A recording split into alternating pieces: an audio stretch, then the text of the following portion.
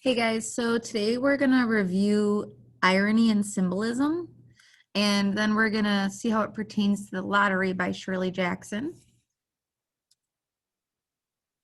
So today you'll be able to analyze irony and symbolism in the lottery, and then take your own interpretive stance on the story using textual evidence. All that really means is you're going to decide what you think about the story based on what you read.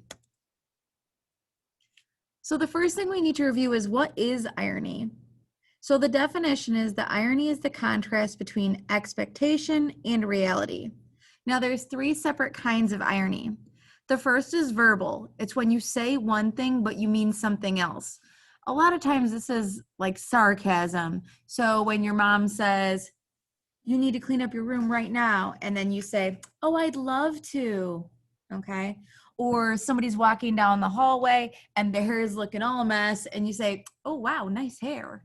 Okay, that's verbal. Situational irony is when you think one thing will happen, but the opposite does. So someone who works really hard, does all their homework, has great grades, and is an athlete and all these things, and they're making good choices, and then they end up getting in school suspension for a week. So you think that they're going to have some good outcomes, and then they don't. Dramatic irony is when the audience knows something that the characters do not. Now, this one we actually experience all the time, but you might just not know it.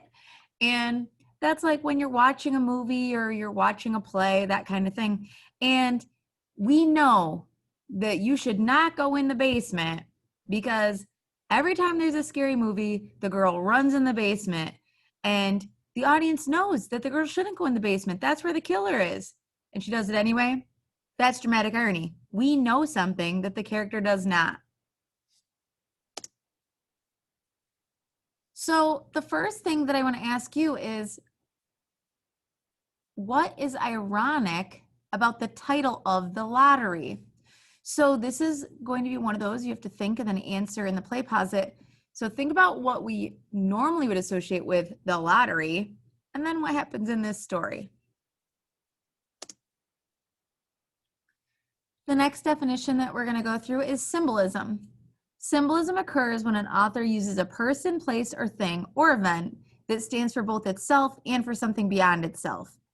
It's actually a really weird definition when you think about it, something that stands for itself and something else. But we do this all the time. Many symbols have become so widely recognized that they have become public symbols.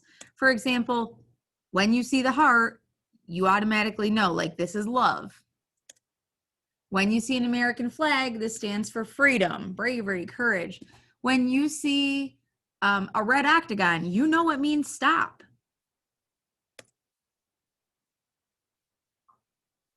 So symbolism in the lottery. Now, there can be lots of different interpretations of symbolism. You may think of something that's a great idea, okay? And it might not be the same as someone else is thinking.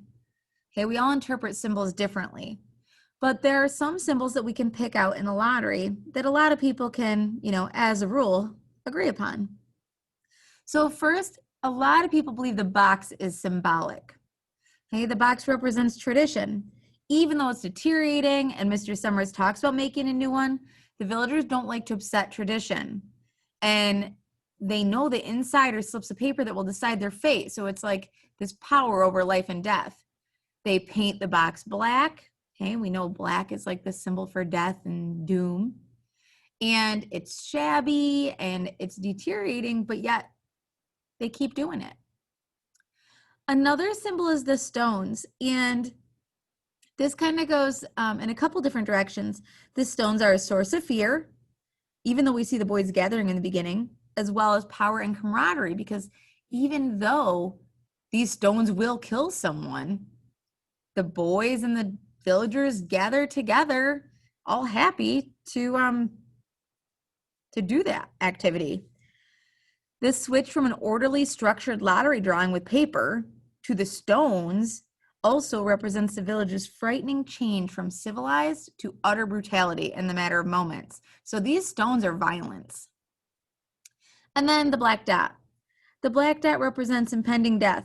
For Tessie, the dot means that she's been chosen to die in this twisted, festive event. The dot also brings to an end the fairness that she found in all the other lotteries she'd participated in before now. So think about Tessie.